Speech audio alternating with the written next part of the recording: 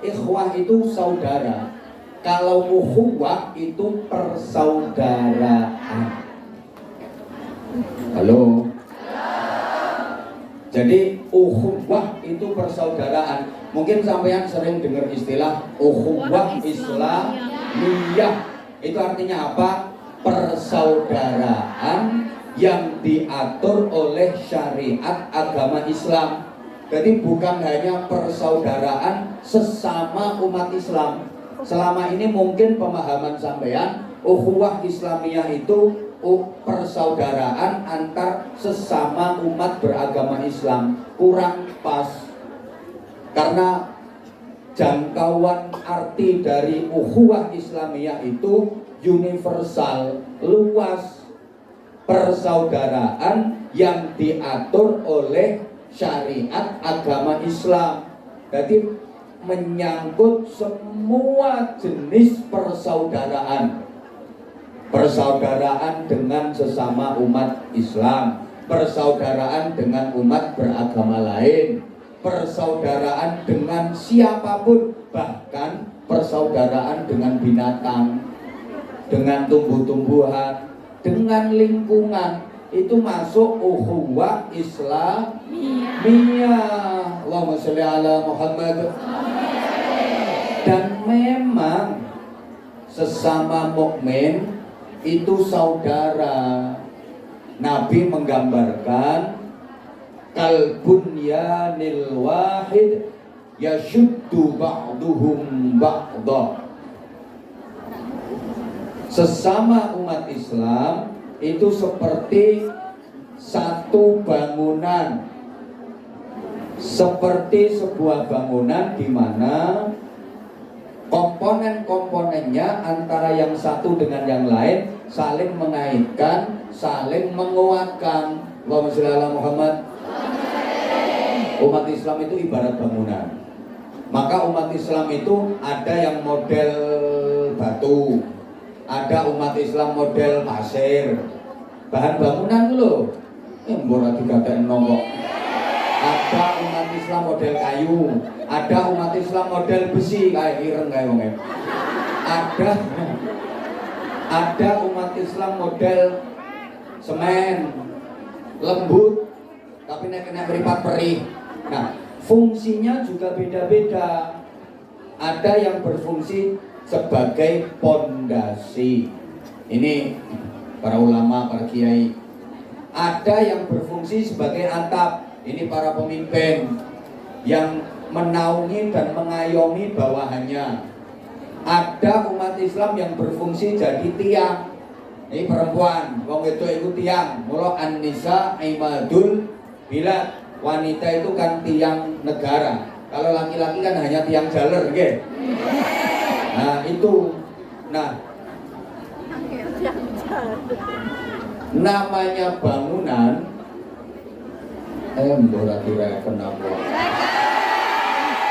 itu saling melengkapi, saling mengaitkan, saling menguatkan, dan semuanya penting kalau bisa menjalankan fungsinya masing-masing. Bangunan masjid ini ada besinya, ada batunya, ada pasirnya, ada semennya. Betul? Semuanya penting. Besi penting, semen penting, batu penting, lantai penting, atap penting, kayu penting, semua penting. Maka nggak boleh ada yang merasa paling penting.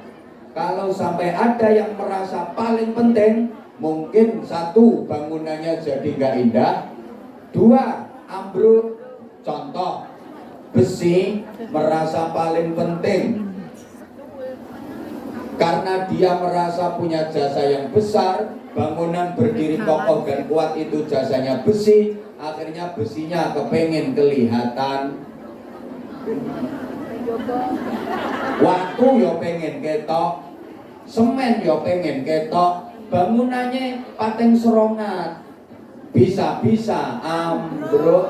Maka organisasi apapun, kelompok apapun, kalau rebutan merasa penting, ambruk. nggak akan bisa bertahan lama. Allahumma sholli ala Muhammad. Allahumma sholli ala Muhammad. Saya juga sering contohkan, Anwar Zahid ini ada jantungnya apa enggak? Ada. Jantungnya kelihatan apa enggak? Enggak, padahal jantung ini jasanya besar. Saya hidup ini ya karena jasanya jantung juga yang memompa darah saya sehingga peredaran darah saya ke seluruh tubuh normal. Ini jasanya jantung, tapi jantung nggak mau memperlihatkan diri.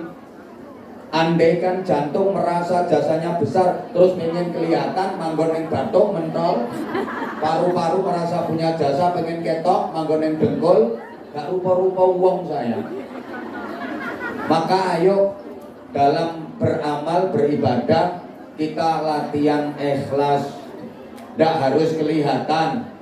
Halo, yuk belajar dari filosofinya besi. Dia menguatkan bangunan tapi dia nggak harus memperlihatkan diri. Toh semua orang sudah mengakui jasanya besi, betul?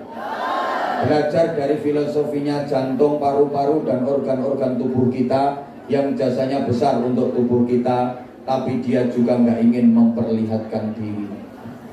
Belajar pula dari maaf alat kelamin, kemaluan itu jasanya besar. Yang hadir di sini adalah hasil karyanya dia semua. Tapi dia juga nggak pernah mau memperlihatkan diri. Kelihatan sedikit segera ditutupi, betul? Itu orang yang ikhlas. Dalam beramal nggak harus kelihatan orang, nggak harus diperlihatkan. Maka orang ikhlas itu beramal seperti maaf ketika kita lagi BAB, buang air besar, bahasa Inggrisnya the singing. Kita pasti ya. Itu tak samar-samarnya kok cetak-cetaknya. Kita pasti kepingin merahasiakan amal yang satu itu. Gak pengen dilihat orang, gak pengen didengar orang, betul? Maka mau berangkat saja gak bikin pengumuman. Ada orang mau ngising bikin pengumuman, gila. Pasti diem-diem, bahkan melipir.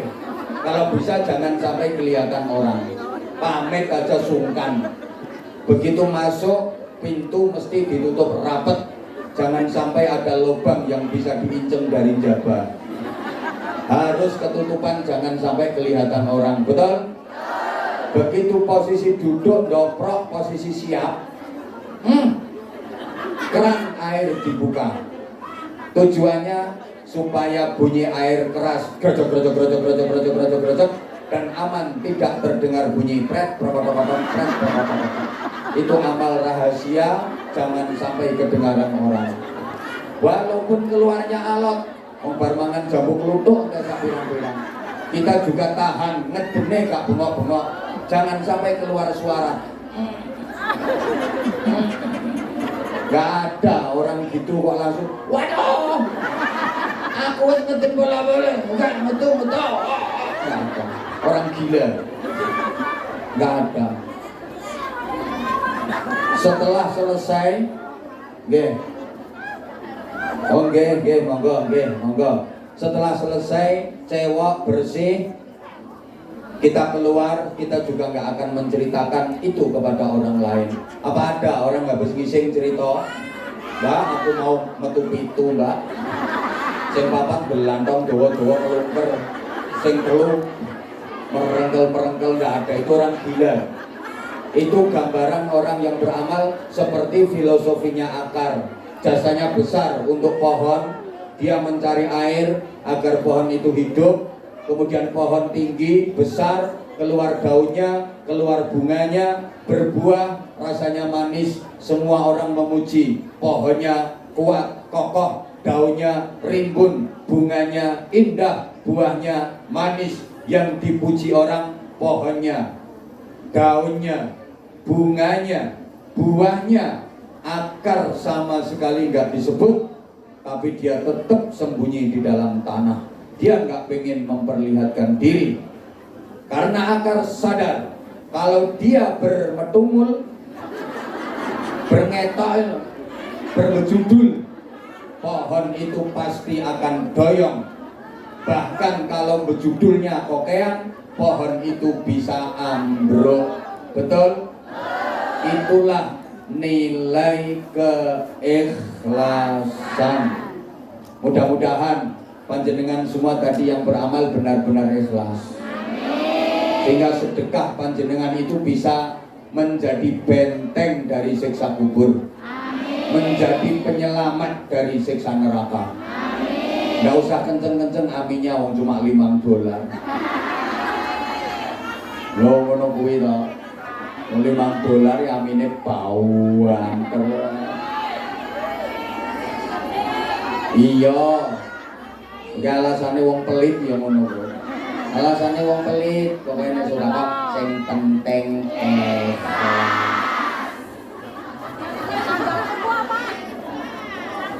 Dilanjut apa enggak ini? Nah, kalau minta dilanjut tolong diperhatiin. Ini baru dari nilai persaudaraan. Terlebih panjenengan sama-sama jauh dari rumah. Soalnya ono kadang-kadang itu mentolo dilompongno kancane, mentolo bohongi kancane. Oke, wongnya teko nganggo jilbab karena apa?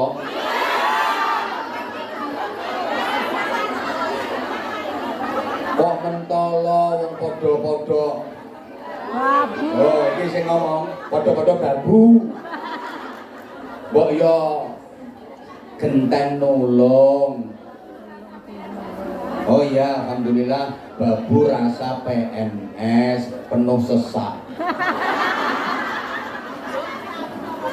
Nggih, pokoknya apik-apik. Jenengan ini termasuk luar biasa, sehingga semuanya niatkan ibadah, maka semuanya akan bernilai pahala di sisi Allah Subhanahu. Yang penting sampean niatkan ibadah. Nggih? Nah, kuncinya ibadah ya ada dua. Ayo sekarang sama-sama ditirukan. Yang ikut menirukan mudah-mudahan berkah. Amin. Matur suwun. Apanya? Oh, jilbab. Oh alah. Lah mau gak diumumke? Oh dereng. Iki nggawa jilbab, aku gak ngerti. Allah ya Allah. Oh, Abah Anza. Ini jilbab karya santri Abah Anza. Moga yang ngersane jilbabe Anza Lovers. Sarungnya mangga. Ya, kalau sarungnya mangga nanti hadiah. Ya, nanti sebentar ini kita ngaji dulu. Sambil yang ngersake jilbab, monggo ini jilbab Anza Lovers. I love Abah Anza. Ya, kalau lagi dipakai, bayangin lagi didekap sama aku. Allahumma sholli ala Muhammad. Ayo ditirukan sama-sama ya. Ad-dinu. Nah, pokok yang ikut insya Allah berkah. Amin. Majikannya baik. Amin. Yang tadinya majikannya jahat jadi baik. Amin. Yang tadinya majikannya medit jadi loman. Amin. Nah, yang sakit-sakit jadi sehat. Amin. Ayo pokoknya berkah. Ditirukan ya. Ad-dinu. Ad-dinu. Al-mu'amalah. Agama itu adalah interaksi. Wes. Wes menapa? Islam itu bukan hanya mengatur vertikalitas saja, tapi Islam juga mengatur horizontalitas. Islam itu bukan hanya ritual, tapi Islam juga sosial. Islam itu bukan hanya ngatur ibadah yang hubungan dengan Allah saja, tapi juga mengatur ibadah yang kaitannya dengan sesama. Namanya muamalah. Bahasa Inggrisnya the serawung. Lek sampean sering krungu istilah hablum minallah sama hablum minan nas, itu Islam. Maka hablum minallah harus bagus, hablum minan nasnya juga harus bagus. Dua-duanya harus bagus. Kalau hablum minallahnya bagus tapi hablum minan nasnya buruk, tidak cukup. Atau sebaliknya, hablum minan nasnya bagus, hablum minallahnya buruk, juga tidak cukup. Wah, sholatnya apik khusyuk. Arep sholatnya ngelafadznya niat khusyuk. Usul. Yang lain udah jalan, dia masih usal, nggak melaku. Takbir ngeses, Allahu Akbar. Sujud sampai baduke benjut, dikir nganti lambene jedir, poso bendino wiridan turun dalan. Maaf, tapi sama temen elek ndak gelem rukun, sama saudara ndak akur, sama tetangga ndak rukun. Ini ndak cukup, ndak iso mlebu swarga. Bahkan tolong perhatikan ini, rukun Islam ada berapa? Rukun Islam ada berapa? Itu semua mengandung nilai sosial. Dari semua ibadah ritual itu pasti di dalamnya terkandung nilai sosial. Coba kita buktikan rukun Islam yang 5. Nomor 1 apa? La haula wala quwata illa billah. Rupanya you on. Rukun Islam nomor 1 apa? Syahadat. Itu mengandung nilai sosial. Iya, jelas. Syahadat itu kesaksian. Dari syahadat yang mantap dan yakin, nanti akan muncul namanya ihsan. Duduk ihsan tonggomu. Dari ihsan nanti akan melahirkan yang namanya takwa. Dan takwa ini loh yang mengantarkan orang menjadi baik. Siapapun, jadi apapun, asal bertakwa pasti barokah. Siapapun, jadi apapun, kalau tidak bertakwa pasti musibah. Jadi orang kaya kok bertakwa pasti loman. Jadi orang miskin kok takwa pasti neriman. Jadi orang takwa, jadi orang kaya kok enggak takwa pasti medit bakhil. Jadi orang miskin kok enggak bertakwa pasti serakah alias geragas alias cerotak. Loh, iya. Ngapunten. Jadi pejabat kok bertakwa mesti amanah. Jadi pejabat kok enggak bertakwa pasti khianat. Pokoknya dadi opo ae asal bertakwa mesti barokah. Dadi pedagang kok takwa mesti jujur. Dadi pedagang kok ora takwa mesti ngapusi, mesti bujukan. Nah, takwa ini yang mengantarkan orang jadi benar. Kalau ilmu hanya mengantarkan orang jadi pinter. Saya ulang. Takwa inilah yang mengantarkan orang jadi benar. Kalau ilmu hanya mengantarkan orang jadi pinter. Pinter saja nggak benar, bahaya. Ya iya bahaya, makanya nggak usah pertanyaan. Wong pinter kok nakal, sempurna nakale. Loh iya. Woi. Coba. Sing ngerusak tatanan ini wong goblok napa wong pinter? Wong pinter tapi nggak bener. Bener loh. Sing do korupsi duit negara wong goblok atau wong pinter? Wong pinter. Sing goblok pengen tapi nggak ngerti carane. Sampai gak ono kesempatane.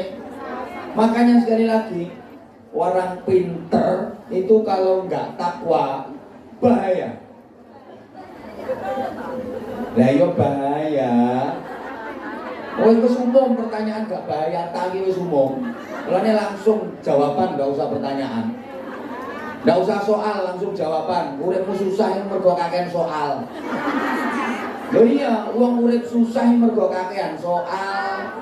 Sesuk bayar kreditan, duit tekon di lo soal dong.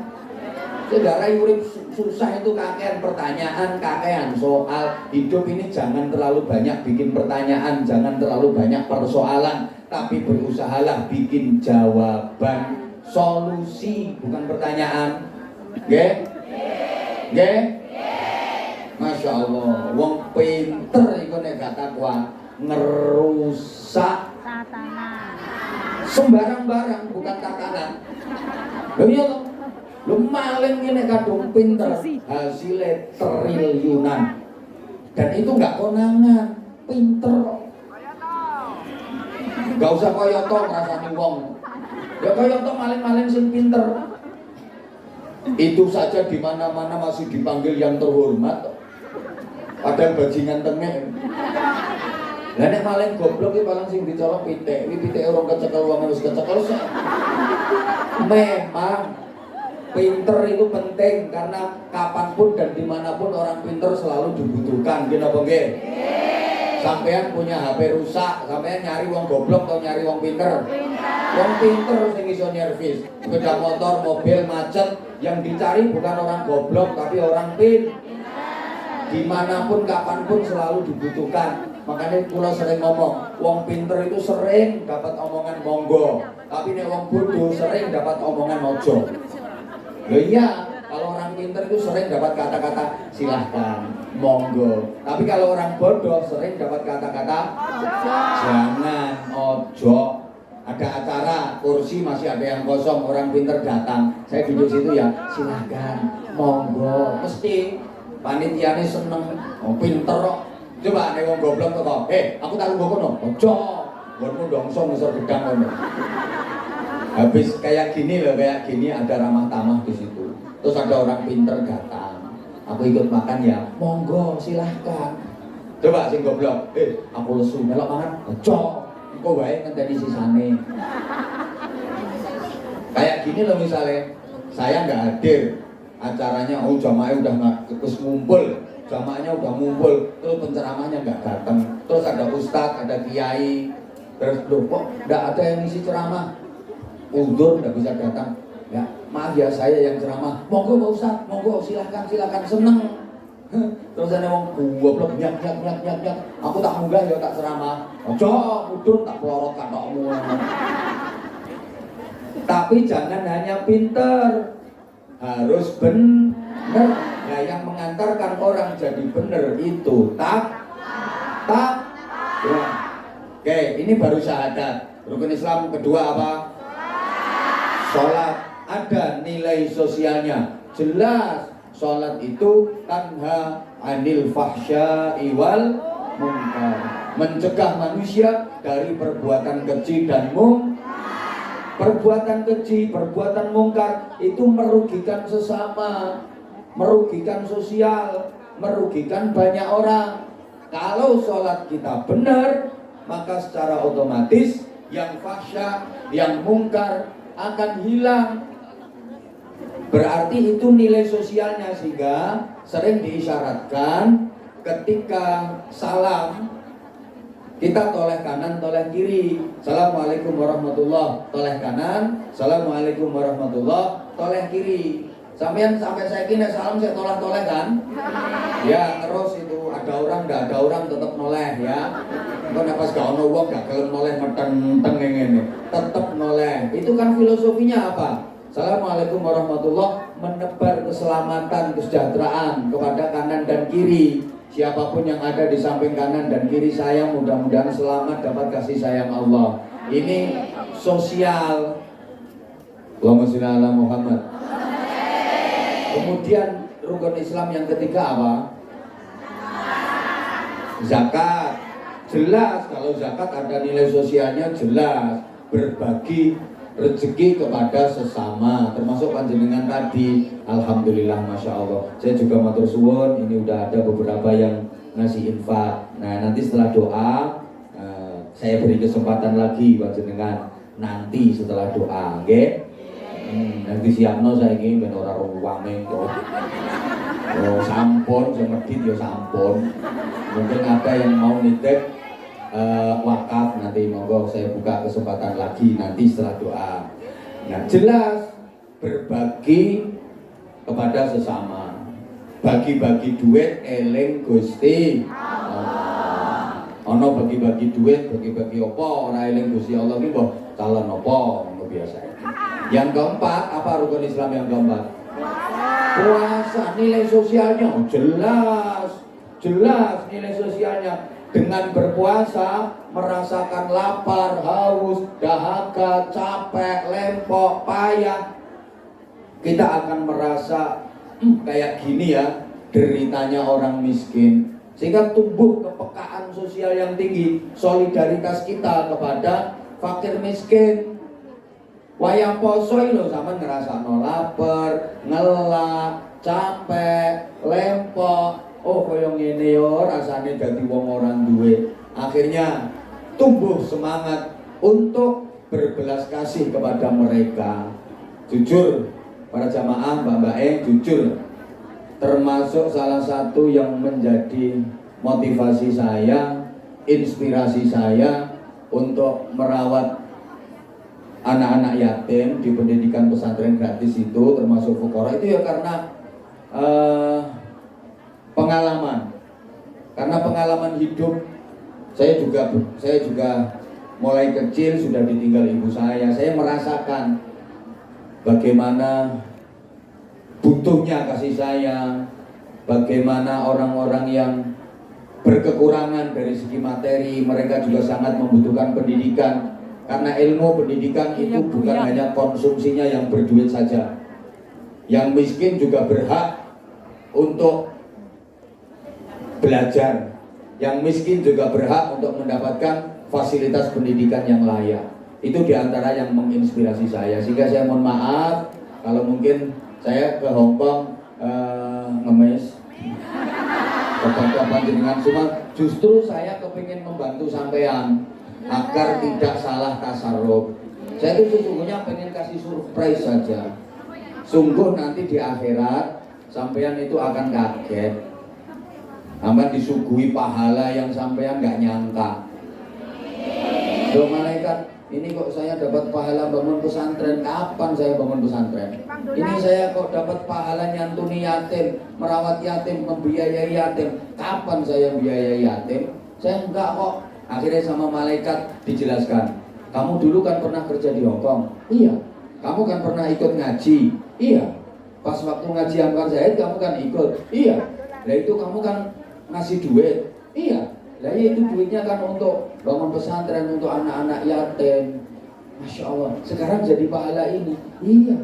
Masya Allah, kayak gini. Tahu kayak gitu dulu tak agai malaikat. Kenapa dulu cuma $50? Ngerti kalau pahalanya kayak gini dulu aku langsung 500.000 malaikat. Getun ini untuk menebus dosa-dosa saya malaikat. Akhirnya sampai yang mlebu swarga tapi rada ngemper. Soalnya mau 50. Padahal langsung. Lah sama nek ngantuk istirahat ngono. Lho aku iso mbuyarno jamaah gampang. Tak atur aku mesti beres ya, Mbak ya. Ya, nek sampai yang ngantuk, sampai yang tuh, ambil bantal.